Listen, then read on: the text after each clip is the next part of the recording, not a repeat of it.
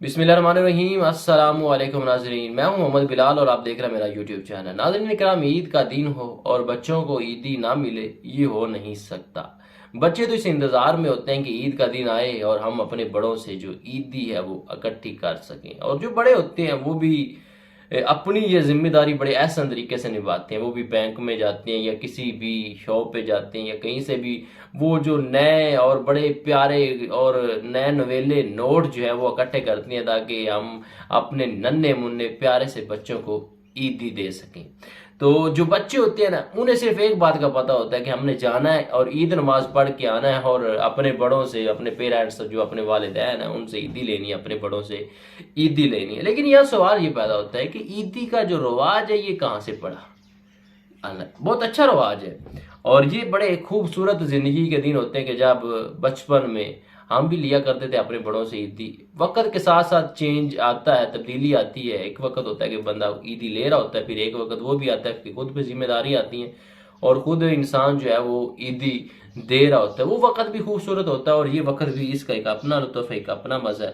تو چلیے آپ جی کے اس ٹاپک کے حوالے سے آپ بات کا آغاز کرتے ہیں کہ عیدی دینے کا جو رواج ہے وہ کہاں سے شروع ہوا۔ تو ناظرین اکرام، میں آپ لوگوں کو بتاتا چلوں کہ یہ جو عیدی دینے کا رواج ہے یہ مصر کی ایک ریاست تھی، جناب والا فاطمی ریاست، وہاں سے عیدی دینے کا آغاز ہوا۔ شروع میں کیا تھا کہ جو فاطمی ریاست تھی اس کی جو حکومت تھی وہ اپنے جو سپاہی ہیں، اپنے جو جرنیل ہیں، فوجی جرنیل، ان میں عید کے موقع پہ تحفے تحائف ان کو عنایت فرمایا کرتے تھے۔ تو وقت گزرتا رہا، ایک وقت ایسا بھی آیا کہ جس وقت فاطمی ریاست کے جو وسائل تھے ان کے مسائل سے بڑھ گئے، یعنی ان کے پاس اچھا خاصا پیسہ جمع ہو گیا۔ تو پھر فاطمی ریاست نے کیا کیا کہ اپنی جو عوام الناس ان کو بھی انہوں نے اس عید کے موقع پہ شامل کیا۔ اپنی عوام الناس کو عید کے موقع پہ وہ پیسے دیتے تھے اور کپڑوں کے سوٹ عطا کیا کرتے تھے۔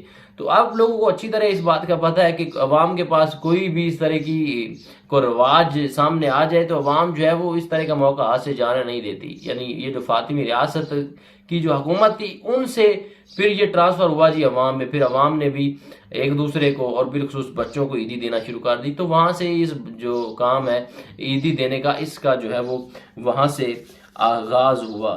اچھا، ہر چیز کا ایک عروج ہوتا ہے، پھر زوال بھی ہوتا ہے۔ جس وقت یہ جو فاطمی ریاست تھی اس کا جناب والا زوال ہوا، ختم ہوگی، لیکن یہ جو ایک اپنی روایت تھی نا عیدی دینے کی یہ اب چھوڑ گئی۔